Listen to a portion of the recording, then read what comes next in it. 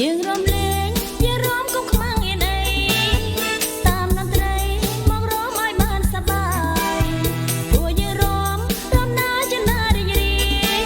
គ្មានខ្វល់ខ្វាយរំសប្បាយទាំងអស់គ្នា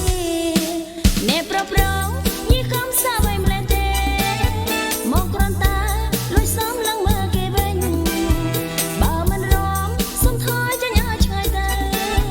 កុំឲ្យក្តៅចិត្តនឹងទីណៃមកសូមអ្នកមើលមិត្តភក្តិផ្នែកខាងស្រីស្រីរំសប្បាយអត់មានខ្មាំងអៀនអ្វីពួកយើងរំនាំគ្នាញ៉ាយអត់ដៃសម័យឥឡូវគេរំលែងទាំងអស់គ្នា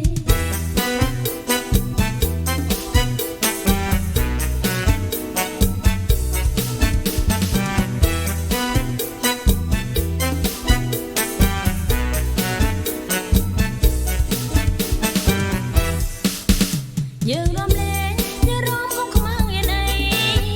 តាមតន្ត្រីមករំឲ្យបានសប្បាយពួកយើងរំណាចិនណារីរីគ្មានខ្វល់ខ្វាយរំសប្បាយ